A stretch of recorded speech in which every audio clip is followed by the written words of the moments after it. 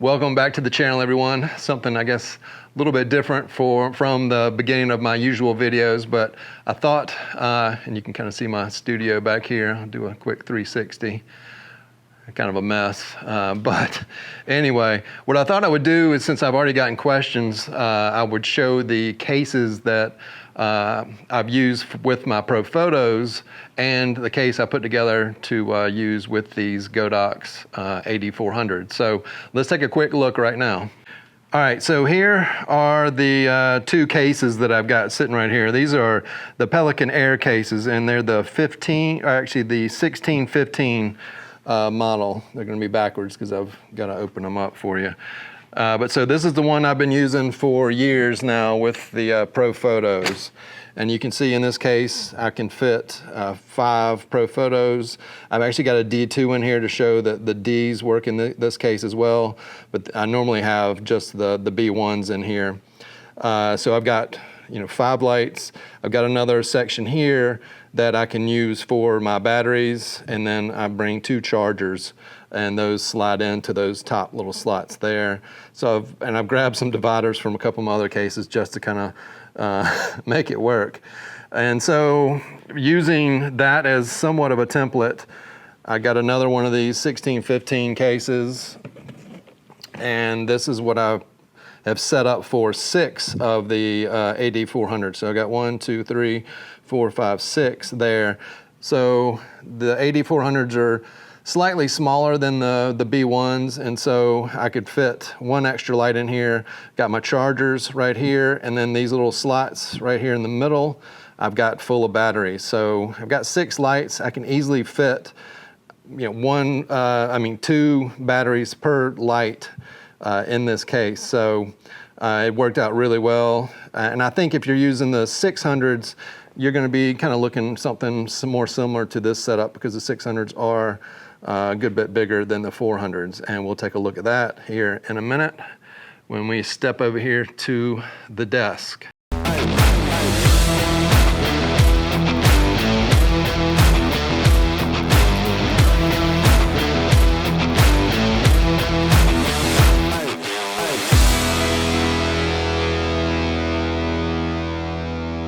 All right, so I made it back to my desk over here where I've got a lot of hardware sitting up here with me.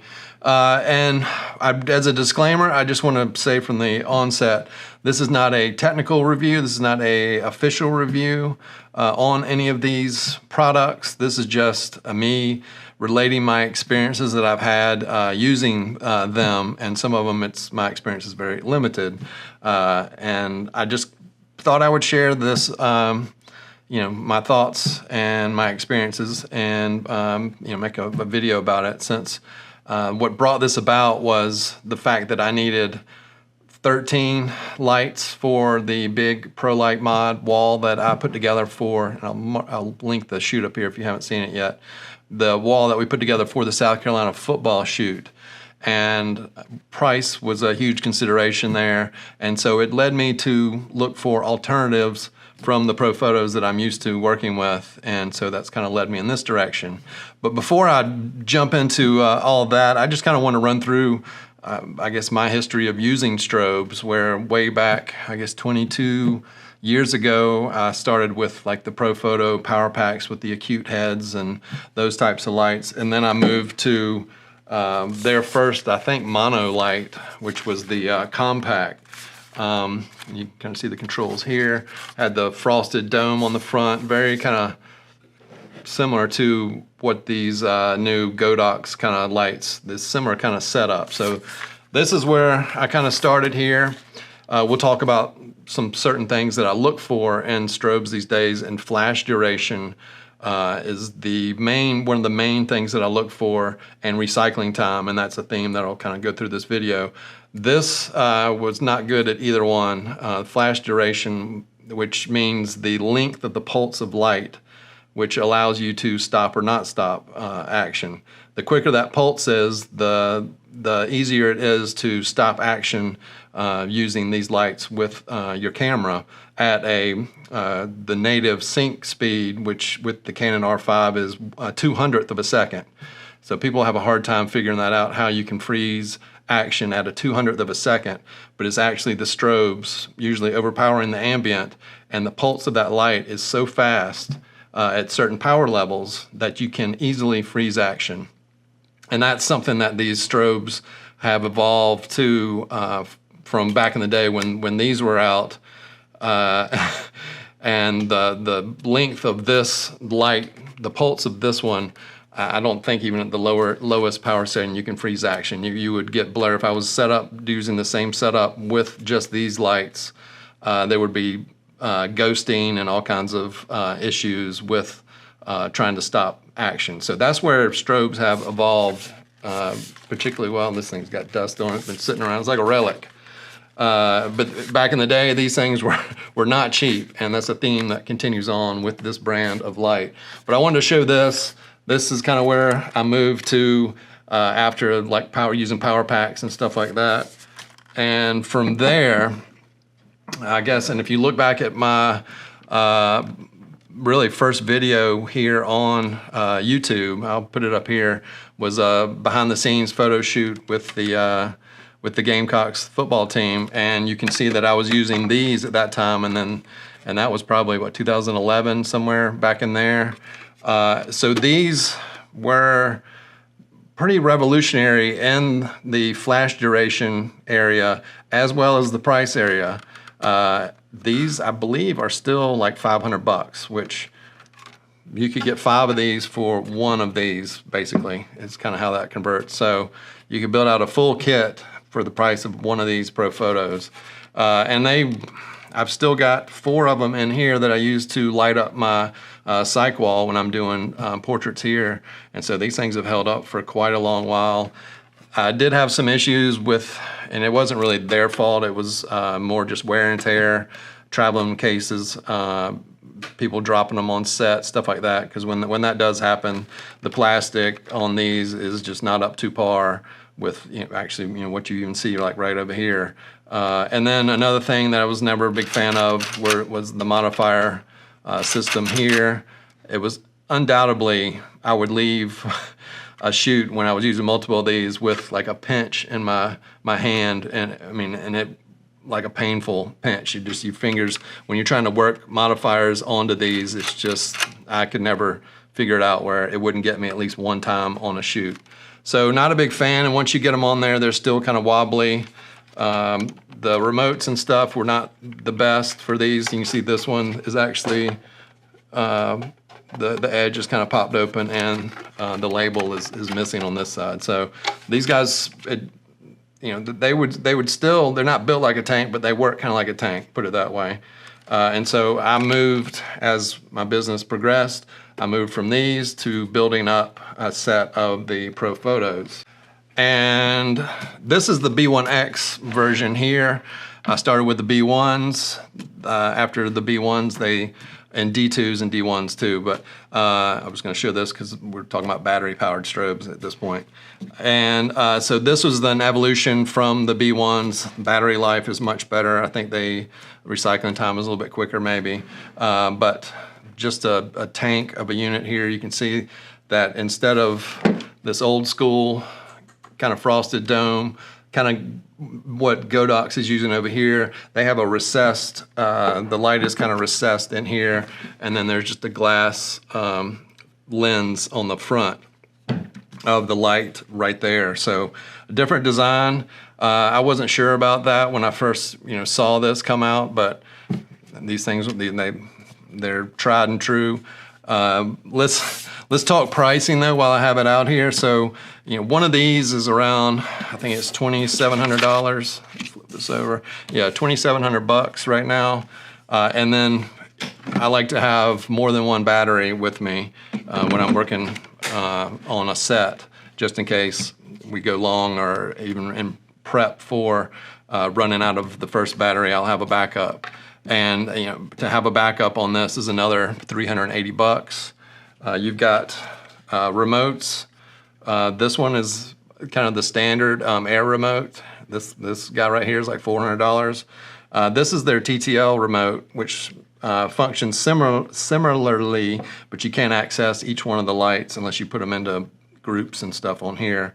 This guy I think is like $250, so not cheap either way you cut it. All right, so let's jump over here to, I've got the two different Godox models, so I wasn't sure. This is a 500 watt light, and Godox has all kinds of different wattages. I wanted to stay close to this because I knew this worked, and so what I did is I grabbed what they call AD400, and then a 600. You might see this is the flashpoint version, which is Adorama's labeled version. As far as I know, they all come from the same place, and they're the same lights as basically the Godox, just a different name on them. I think they might have different accessories and stuff like that, but as I'm not an expert with these Godox lights by any stretch of the means. So my main thing was to see, these are more expensive. So I wanted to do this as cost efficient as I could get away with. And so I brought both of these in to test out. Right off the bat, let me talk about the 400. You can see that there's a size difference here. And at first I thought maybe I could mix some lights in there, but the only issue is they both have different batteries. And then even with these different batteries, they come with different chargers. So you would have to keep all that straight. These batteries are bigger than the AD400 batteries, so visually you can tell the difference. Chargers, you have to look at the labels. You're not supposed to mix the chargers with the batteries. So right then and there, I knew that it was going to be one or the other because I'm going to have so many lights. I'm not always the one plugging the batteries into chargers, so I didn't want to come across some of those issues. So I was, fingers crossed, I was hoping that these 400s for the price, which these 400s go for right around $650. And so, you know, it's kind of similar to what I was talking about with the Einstein light, where, you know, if you do the math, you can get a handful of these for the price of one of these. Let me also mention that I know Profoto has come out with B10s. They've got newer generations of lights. B10s are right around $2K a light. I believe these remotes work with those. They've also just come out with a new remote that functions very similar to what you can do with the Godox remote. I don't have those. I'm still with this generation of light just because it is expensive to evolve in this product line. So I've got plenty of these that still work just fine, so I'm happy where I am with those. All right, back to the Godox here. These, when they come in, they do not have this adapter ring on, and I wasn't going to take it off even for the video because it's kind of a nightmare. And you got to put these little set screws, you got to take 2 screws out and then slide this on, put this on there. This does come in the case with the light. So what I ended up doing is basically installing this on every single one of them. I'll show you. They actually come with these, which is a smaller version of what comes with the 600 light. I thought for like 2 of them, because I was going to need 2 for the kind of edge rim light that I was going to add to the sides of the ProLight Mod wall, that I could just use these. But I was getting terrible flare in my camera using these guys. So the only time I would use this and keep this on this light would be if it was way off camera, or if I'm using it, you know, from, I guess, the camera's perspective almost onto my subject. And basically, I think this is a throwaway item for either one of these lights. So what I ended up having to do, even with those 2 lights, which I thought I was going to use this for, once I saw that flare in my camera, another good reason to do light tests before you start shooting, I went ahead and put this Bowens adapter onto those other 2, and then used, fortunately, I've got some constant lights like this one over here that have the Bowens mounts, and so I just used what came in that kit and put it on this light, which then took away the flare issue. Where did I put that? Here it is. Which took away the issue of flare that I was getting in my images. Big difference here. I think you can basically toss this away unless you can use it to protect your light. But then once you put this Bowens mount on here, it will no longer mount to the light. if I was to, I guess, run things, I would just ship them with this already attached. And then I would include what I had to get, which is a protective cover. And so this slides on and clips into place. And this is how I would store these lights with the Bowens mount adapter and then one of these protective caps that you can get extra. And so that's basically, when you saw my kit video, that's how these lights are placed in that kit with this cover on there. And so when you take the cover off, they're ready to roll.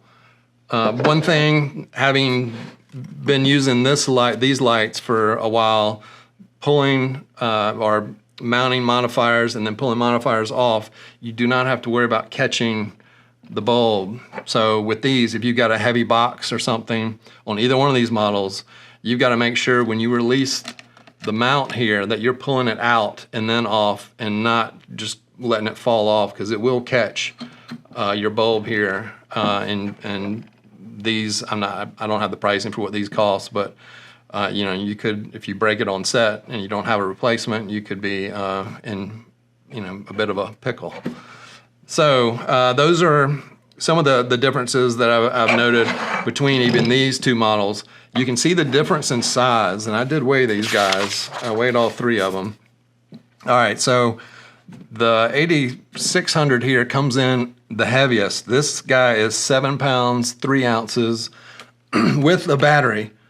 And I went ahead and weighed them all with batteries because even if you don't have a battery, you're gonna have to travel with the battery. The battery's gonna have to be there, so I went ahead and weighed them all.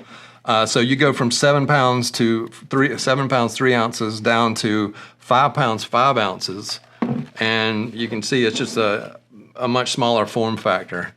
I was a big fan of that. I mean, this light is probably maybe even a little more massive than the B1 here, but the B1 comes in at 16 pounds 14 ounces, so it's just a little bit lighter than this guy here. Build quality overall, you look at these things, you feel these things, it's not quite on par with what you got with the Profoto over here, but it's still a solid piece of gear. I will say your mounts, well, I guess your bracket here and attachment, these feel much cheaper than what you have on the Profoto here. This is a little bit better on the 600, but it's just, I think it may be just because it's a little bit bigger. But as far as, like, you know, feeling the quality and stuff, this is kind of a weak point, I would say, you know, with these lights. So with the Profoto, another thing here, you got your controls back here on a small screen. Not the best setup. I think have changed that with the newer generations. It's really kind of a pain in the neck to go in there and change like frequency numbers or group letters, that type of thing, because you got to push different things, and sometimes I have to pull up the manual on my phone to remember actually how to do it. On here, you've got a really nice screen, tells you everything here, and you can go through the mode menu. I mean, it's very user-friendly, same type thing on the 600. So in my mind, I wish that this was on the Profoto and had, you know, made things easier to figure out and change and set up things.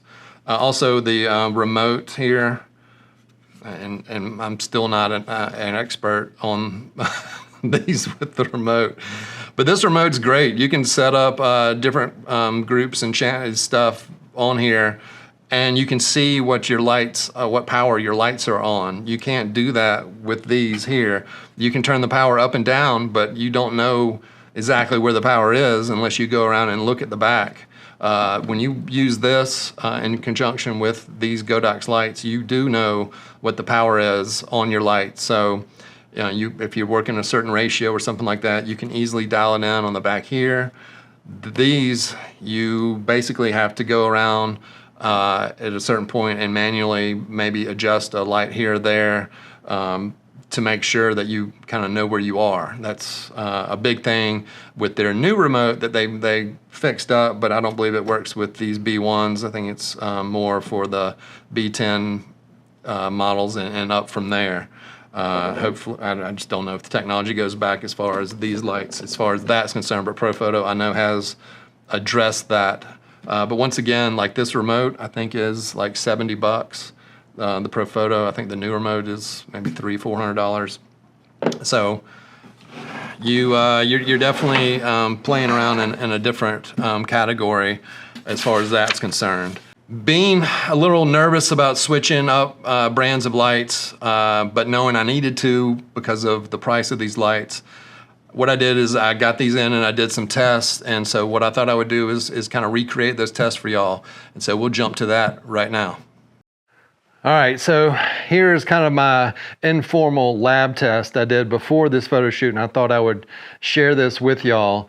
And what I'm looking for are the recycle times on these lights. And you can see I've got the Godox AD400 over here, the 400 in the middle, and the Profoto B1X over here on the right-hand side. And I did this exact kind of test before I had my photo shoot a couple of weeks back to make sure that the Godox lights could keep up with the Profotos that I'm used to using. And I know in literature and the stuff that's out there that they should, but I just needed to confirm on my own before I got out there and set up all these lights to make sure that they could handle what I was going to throw at them. So the main thing I'm looking for is the recycle time on these lights. I do have some instances where I'm shooting in the H mode on the Canon R5 here. And so that's usually around, I guess, an average of like 7-8 frames per second. So when I'm doing some action type stuff, I need those strobes to recycle. And then when I'm using the ProLight mods here, I really need them to recycle in a consistent manner, or you're going to see lights in the background that do not fire. So it is super important in this case because any error is going to affect what the background looks like of the image and not just be a light shining on your subject that is kind of off camera. So much more focused on this consistency in the recycle, and it's stuff that I will have talked about, I guess, at the desk. But I just want to show you the kind of real world samples, and we're going to push these up into the different power levels. So I'm using my median kind of camera settings here for a typical indoor photo shoot that I do with a team or just portraits in general, kind of. But obviously for this use case, it was athletic type stuff. And so I've got my camera set at f5.6. I'm at the max shutter that I can run on the R5 with the strobe here, and that's at a 200th of a second. And I'm at ISO 100. So, and I like to keep my ISO as low as possible in case I do need to bump up my exposure.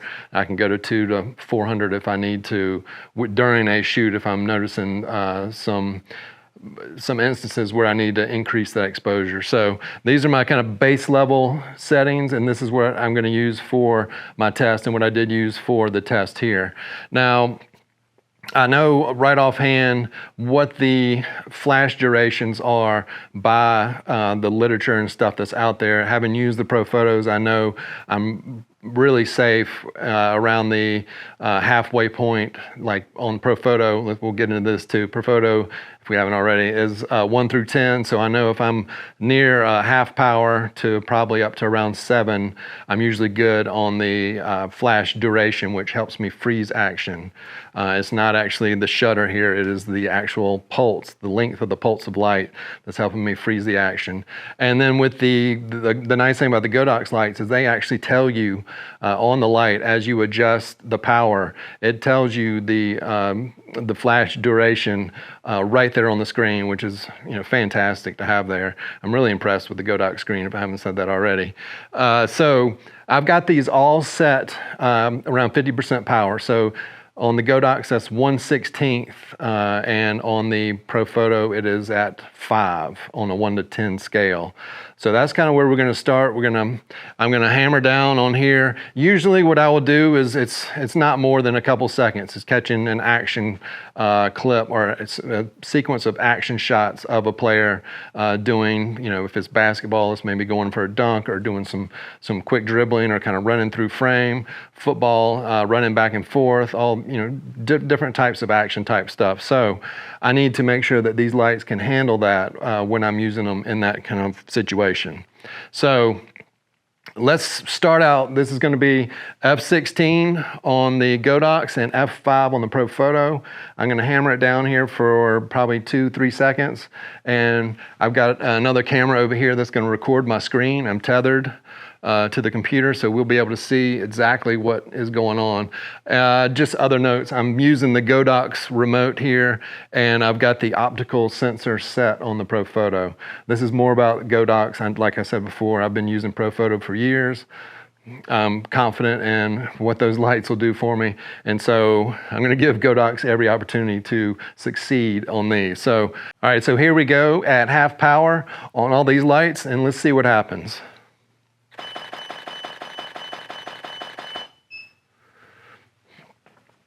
All right, and then we'll switch kind of over here to the computer screen. And as we can see, they are all consistently firing as fast as I can fire, which is around 8 frames or so a second. And at 50% power, the Godox lights are handling this perfectly easy. And something that I noticed in my initial testing, which I'll show the clip on the computer screen, is that it looks like the Godox are actually putting out more power than the Profoto at this setting. So that's pretty interesting. So I'm visually, I feel like I'm getting more power from the 600 and the 400 than I am from the B1X, which is the 500 at the listed power setting on the back. All right, so now we're at an 1/8 on the Godox lights and number 6 on the Profoto B1X. And I'm gonna do the same type test here. Hold this down on the 8 shutter mode here, which is, like I said, about 8 frames a second. Here we go.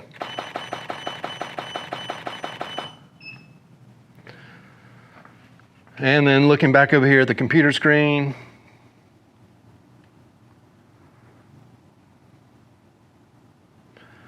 perfectly consistent with the Profoto, as well as both Godox lights here. Once again, these Godox look like they're putting out more power than my Profoto at 60% now. And we're still getting consistent lighting on all these. Let me also mention while we're in here, I've got the Godox set. It's not in the color mode, so it's more for speed. And then I've got the Profoto set to the freeze mode, which is the same type thing, just different names on the different systems. So we're not worried with accurate color when we're doing these tests, and this is just, I'm worried about the lights keeping up with my camera. All right, so we're gonna go up one more level.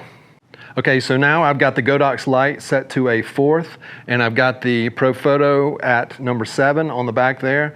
Let's just hit the test again.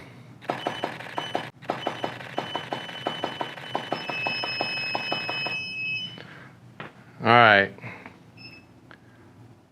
So that was 23 frames I just fired off right there.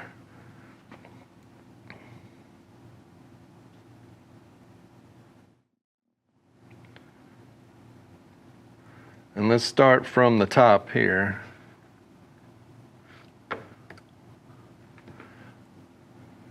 So right from the onset, it looks like I got 3 good frames. None of them fired in frame 4. They came back in frame 5, then I lose the 600, then I lose the 400. They all missed on this frame here. And then they're back. Miss, miss. So, and then the Profoto as I go further and further. And having used Profotos for a long time, I know when I get up to this range here, it's the longer I go, the longer that it's going to have, or the harder of a time it's going to have keeping up. And then if I go up even higher, things are going to start to overheat when I get to like powers 8, 9, and especially 10. There's no way it's going to keep up there. So what I've figured out here is I have reached kind of the ceiling of what I can do with pretty much all 3 of these lights. When I get to f4 on the Godox lights, I'm not going to be able to count on them firing every single time, and that counts for the 600 and the 400. and as well as the B1X is a little bit more consistent, but the longer I go, the less consistent it is having a harder and harder time keeping up. So what this told me when I did this test initially was that the Godox lights would be enough, they could handle the load that I was going to put on them during this photo shoot, and it basically allowed me to go with the AD400s, as you can see on the screen over here. They gave me plenty of power during that photo shoot, and for the most part were very, very consistent. But I just thought kind of showing this field test that I did here in-house before the photo shoot might be interesting for some of y'all. This is far from scientific. I don't have a light meter out here testing the exact output of the lights. Visually, it does seem like the Godox are putting out more light than the Profoto, which I find pretty interesting. I think, and I did some other tests before I filmed this, and I feel like it's almost a stop more light coming out of the Godox at 50% than it is on the Profoto. I think to match that light, I'm probably going to have to bump the Profoto up to around 6. I tell you what, let's try that. All right, so why use words when we can use visual examples? We are photographers at the end of the day. So what I've done is I've set the Godox back at 16th power, 50% basically, and I've set the Profoto to the 6, number 6 on the scale. So that's one stop up from 50% to compare our lighting. So let's hit these again and see just visually what this looks like on the screen over here.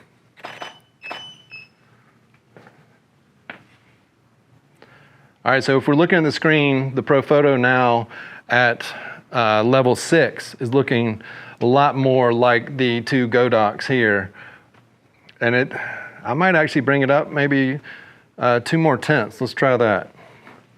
All right, here we go. All right, so this is 6.2, and these are still at 16, and that looks pretty even right here from the naked eye. As I said, I'm not measuring these scientifically with any kind of instruments. I'm just using my eyes to see what they look like in comparison on the screen, and I find that pretty interesting, to say the least, that it looks like the Godox are putting out more light at 50% power. Some of y'all might know why, but that's kind of new to me. Also want to state that all the batteries in these lights were pulled right off the chargers to make sure that they were fully juiced up for this test to give the lights the best chance. I wanted to make an even playing field. Back to the desk. All right, I hope some of that was maybe of interest. I just didn't know these things before I brought these lights in, so I thought I would make a video and share my experiences, like I said, from the onset. The differences between these two, in case people are wondering whether or not to go with the 400 or the 600. I think you're pretty golden, you're pretty solid with the 400 if you're just going to be using them in a studio environment and not probably going outdoors in direct sunlight and that type of thing. I think that's when you're going to probably need a little extra power from a light like the 600, and they make like a 1200 too, which I know a lot of people use because they do a lot of their work outdoors. But if you are mainly going to be, or if you need an indoor kit, no, you're gonna not need to overpower the sun. This 400, it worked great. No real big hiccups. I did notice sometimes with the remote, I'm not sure if it goes to sleep or whatever, sometimes the first couple of exposures between kind of setups, the first time I would go to start shooting, I would have to either kind of jiggle it or maybe push a button on here, and then it would start triggering the lights. I did run across that. That's just learning different gear. Thought I would share those little things. I did notice too that, and I've gotten this question too with battery life. Let me pull this battery off. And this was a different kind of thing for me too while I'm pulling this off. This connection was a little harder to manage than what I'm normally doing with the Profoto, where it just slides in that groove and pops into place. This, you've got to get the 4 little tabs here in place and slide it onto the connector. But they do have, which is nice, you do have a battery level indicator on top, and then you've got a bit bigger one here on the 600. So they've got more room on this light, obviously. you're spending more for these, and it's a little, if you can deal with the size of it, you know, there's more going on with the 600 and extra power, but I'm impressed with this little 400 unit. What I'm getting to on the batteries though is I did notice as the power started dipping down in the batteries, you also have an indicator on your screen here too that you can easily check. When I was down and you got like 3 bars is full, when I would go down to 2 bars, I did notice that the consistency would falter a little bit when I was doing a lot of fast exposures like you saw in the demo right before we came back here to the desk. So what I did is I had like almost enough batteries that I would have 2 for each light like I normally do with these, but I did save a little bit of money and I had probably 1 for every 2 lights.